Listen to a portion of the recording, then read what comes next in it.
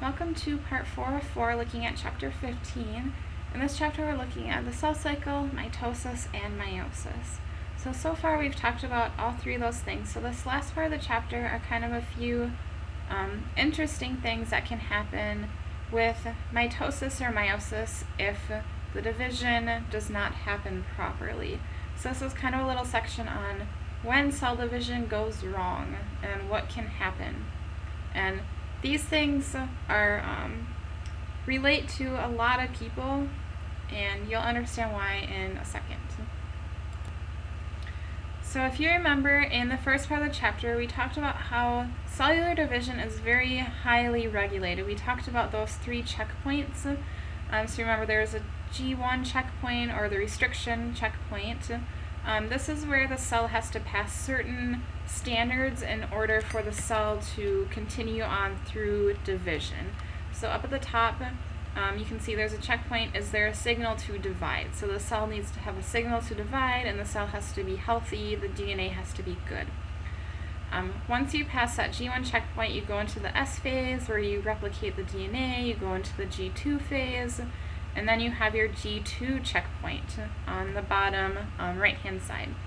Remember, this checkpoint is where we check all of the chromosomes to make sure that they were replicated properly in the S phase, and we also check the cell again to see if there's any DNA damage. We don't want the cell to have any mutations or for it to cause problems later on. So we really want to check at these 2 checkpoints. Our third checkpoint happens during the cellular division event. It's the M checkpoint. This specifically happens in metaphase. So here we have a cell that's in metaphase. All the chromosomes are lined up in the middle of the cell. And the cell stops for a second and it makes sure that those chromosomes are aligned up properly so that your chromosomes or your sister chromatids can be pulled apart properly. So these checkpoints are very important in order for cellular division to go properly. So remember, cell division is very highly regulated. If a cell does not pass one of these checkpoints, the cell can go through something called apoptosis. So on this image on the left-hand side, we have a healthy cell at the top. It goes through mitosis. Those 2 cells go through mitosis again. But then we have a cell that has DNA damage, and it's this yellow and green cell at the bottom. That cell that has DNA damage, it goes through apoptosis, or it's called programmed cell death. So even if you end up with a cell that does have some sort of damage, there's a mechanism that can be used to destroy that cell to make sure that DNA in that cell is not used for future division. So healthy cells will divide periodically, and if the DNA damage can be repaired, the cell will repair it, or if there's any mistakes, the cell will try to repair it, or it can go through the apoptosis. So apoptosis, this is when a normal cell sustains irreparable damage. It undergoes this programmed cell death.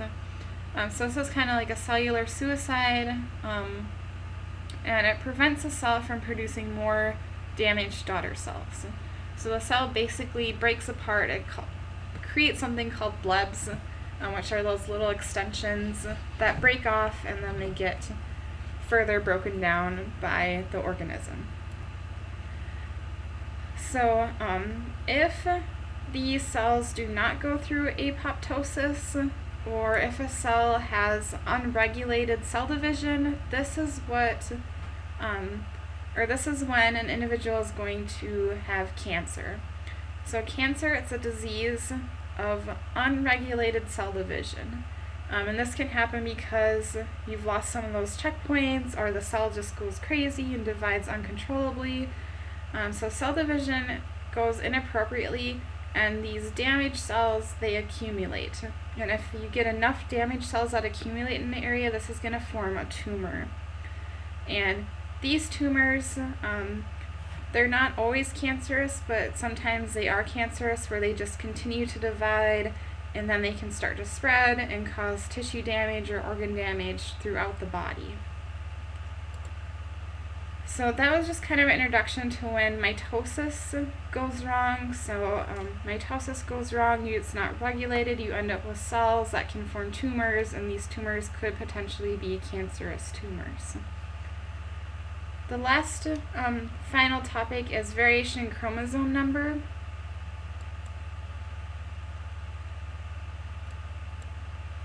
So chromosomes, if you remember in the first part, we looked at something called a karyotype. And I talked about how those chromosomes, they come from a cell that is in prophase, so your chromosomes are all condensed down. And then you take a picture of them and line them up based on their size. You can also line them up based on the location of the centromere. Remember, the centromere is where your two sister chromatids are attached to each other. Oftentimes a chromosome has a short arm, it's called the P arm, and then the other side is the long arm, or called the Q arm. And just conventional standards, we put the short arm, or the P arm, facing up towards the top, and you can see that on chromosome like 10 or 11 in this karyotype. You can also do special staining to the chromosomes, and that will form banding patterns. So Gemsa stain gives G banding, and this karyotype does not show that banding pattern, but it would be really useful to kind of just type it in quick to Google and look at images of other karyotypes that do show this banding pattern. So chromosome variation, when we do these karyotypes, you can look for different variation within either chromosome structure or number. So these variations in chromosome structure and number can have major effects on organisms. And there's two types of chromosome variation. There's normal and abnormal. And then the abnormal, we're going to be looking at mutations, polyploidy, and aneuploidy. So an example of normal chromosome variation is shown up here, and I showed you this image in the first section of this chapter. But normal chromosome variation occurs between different species. So remember, humans have 46 total chromosomes. Goldfish, for example, have 100. The dandelion in the bottom right-hand corner has 8. So this is just that normal chromosome variation between different species of organisms. The other type of chromosome variation are the abnormal. So one type of abnormal chromosome variation are mutations, and these are just a few examples of different mutations that we can see within chromosomes. So on your left-hand side you can have duplication, where the part of the chromosome in the red box was duplicated, so now there's 2 copies of that part. There's inversion, where that part of the chromosome is just flipped, so it's going the opposite direction within your chromosome. There's deletion, where part of a chromosome goes missing, and then translocation, where chromosomes can swap parts of them. And this is different than the crossing over. Translocation happens between different chromosomes, whereas crossing over occurs between homologous chromosomes. So here we have a long red chromosome and a short yellow, and they switch pieces of their chromosome with each other. Another is polyploidy. So mutations that we just looked at, some of them, most of the time they're bad, sometimes they can be good. Changes in chromosome number. So euploidy, this is a term we use for the chromosome number that's viewed as normal. And for a lot of organisms, that is a diploid chromosome number. So our normal cells that make up the majority of our body are diploid. We have 2 sets of every chromosome. You can have some organisms that are polyploid. So you can have triploid or tetraploid examples. So if we look at, here we have a karyotype of our fruit fly. So up at the top we have our euploidy number, which is diploid. So you have 2 number 1 chromosomes, 2 2s, 2 3s, and 2 4s in that normal fruit fly. If you look at the bottom box, we have a polyploid fruit fly. So the top one is a triploid, where you have 3 1s, 3 2s, 3 3s, and 3 4s, so you have 3 sets of every chromosome. A tetraploid is where you have 4 sets of every chromosome, so you have 4 1s, 4 2s, 4 3s, and 4 4s. So polyploid is when you have more than 2 sets of every chromosome. In polyploid animals, usually they don't survive, so animals don't tolerate deviations from your diploid number very well. It's usually lethal. That organism won't go through development and it won't be born. However, there are a few exceptions, like everything in biology. If you specifically look at like amphibians or reptiles, here we have an amphibian example. We have a gray tree frog. On the left-hand side, we have a species that has a diploid number of chromosomes. And then in the same pond, they found another species that is tetraploid. It has 4 copies of every chromosome. So these 2 frogs are found in the same habitat in the same pond, but they have different numbers of chromosomes, so they're 2 different species, even though they look very, very similar to each other. So this is an example where you can have polyploidy in animals. Animals, again, don't handle polyploid very well. There are those couple of exceptions that are pretty neat to look at. Plants, on the other hand, they show polyploidy everywhere. In fact, about a third, so 30% to 35% of ferns and angiosperms, or the flowering plant species, are polyploid.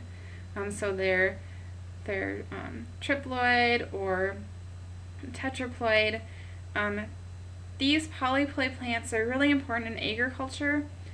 So usually polyploid plants, they grow bigger and they produce more fruit or grain. So around here, wheat is a really good example. So wheat that we grow on the farm is actually a hexaploid. So it has 6 copies of every chromosome in every cell of the wheat that we grow in the field. So again, this wheat, it'll grow bigger, it'll produce more grain, so we can use it to feed more people. So here, if you think back about, I talked about that plant that has 1,200 chromosomes in it, and how it can get that many chromosomes is because it's a polyploid plant. So you can have lots and lots of chromosomes in these plant cells. So pretty neat and a good application for agriculture. So besides our polyploidy, where you have more than just the 2 sets of every chromosome, you can also have something called aneuploidy. So this is where instead of having multiple sets of each chromosome, this is when you have an alteration in the number of a particular chromosome. So the total number of chromosomes in your cell, it's not an exact multiple, so it's not like a 2n or 3n or 4n.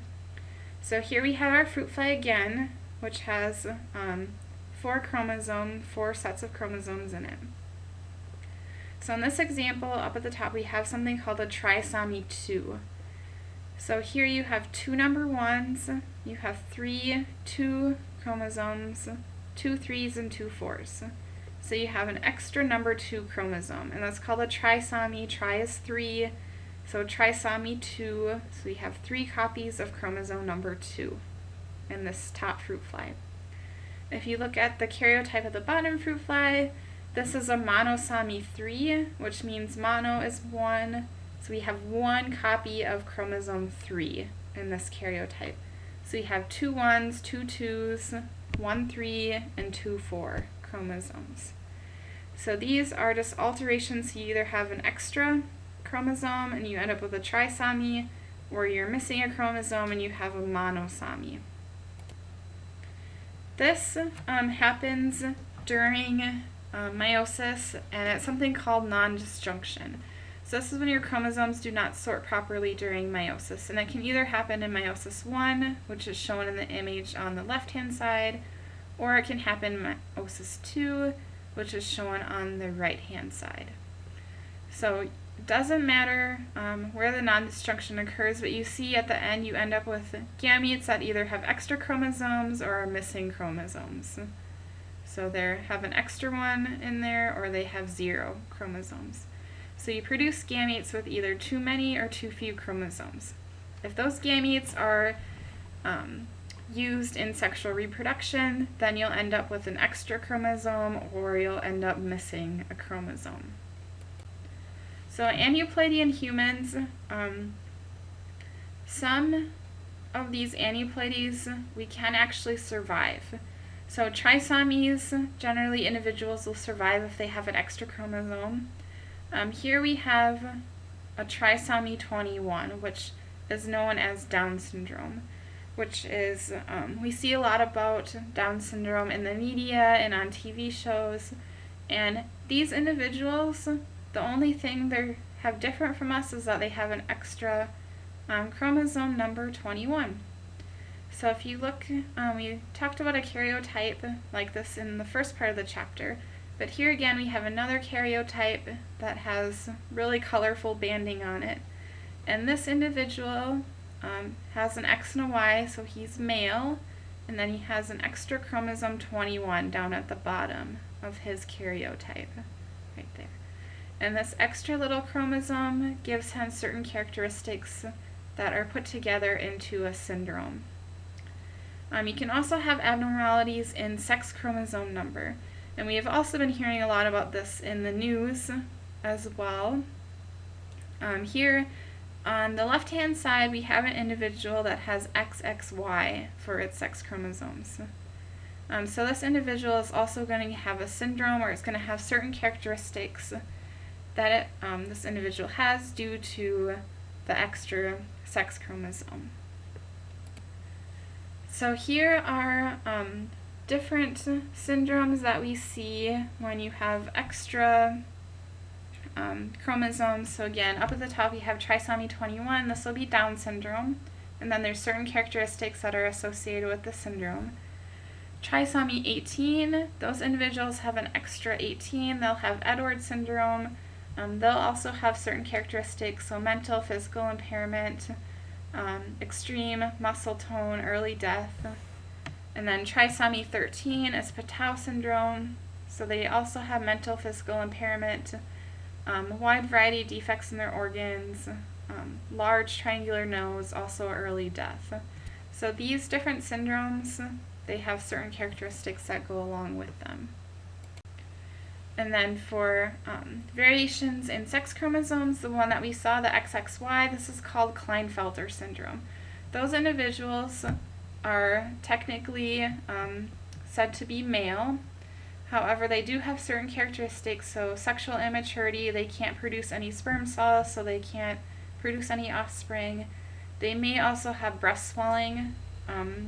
However, they are considered males because they do have one Y.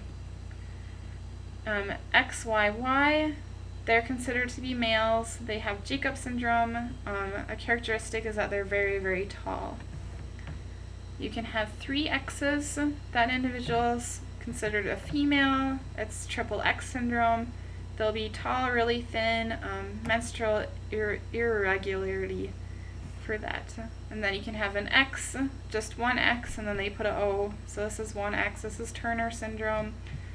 They'll be short, web-necked, sexually underdeveloped. So there are certain characteristics that go with these differences in sex chromosomes.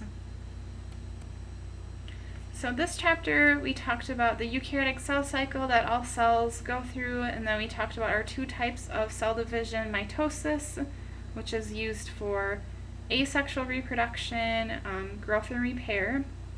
We also looked at meiosis, that is used for sexual reproduction, and then a few variations, so what happens when mitosis goes wrong, or when meiosis can go wrong, and you'll end up with different things that are very relevant to us in our current society.